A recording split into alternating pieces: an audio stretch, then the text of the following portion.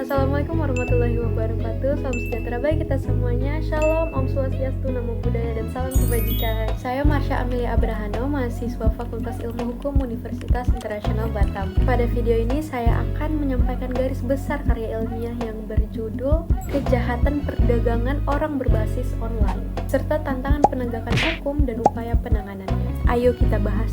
Nah, jadi perkembangan teknologi digital saat ini memberi banyak kemudahan dalam kehidupan sehari-hari. Namun, di balik kemajuan itu, teknologi ini juga dimanfaatkan untuk melakukan berbagai tindakan kejahatan. Salah satu jenis kejahatan yang semakin memarak itu tuh perdagangan orang yang dilakukan secara online.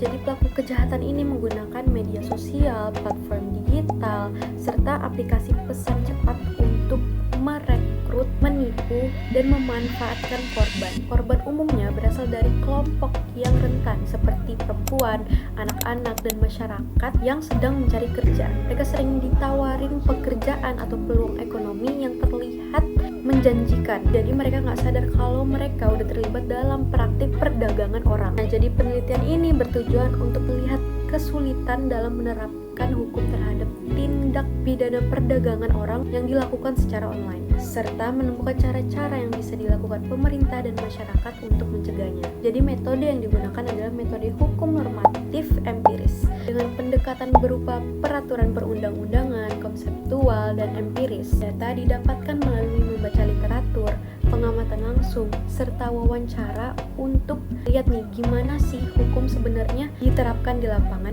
Penelitian menunjukkan bahwa Indonesia sudah memiliki dasar hukum, yaitu di Undang-Undang Nomor 21 Tahun 2007 tentang pemberantasan tindak pidana perdagangan orang. Tapi sayangnya undang-undang tersebut belum secara jelas untuk mengatur perdagangan orang yang dilakukan melalui media sosial atau digital.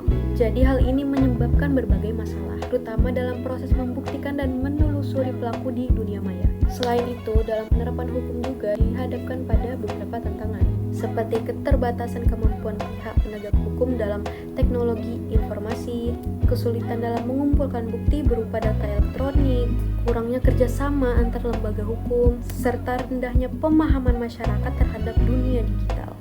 Dari sisi pencegahan, penelitian ini menegaskan bahwa hanya menindak pelaku saja belum cukup. Jadi diperlukan upaya pencegahan yang lebih luas, seperti memperketat aturan yang sesuai dengan perkembangan teknologi, meningkatkan kemampuan para penyidik dan penegak hukum, serta memberikan edukasi dan meningkatkan kesadaran kepada masyarakat tentang bahayanya perdagangan orang di dunia maya.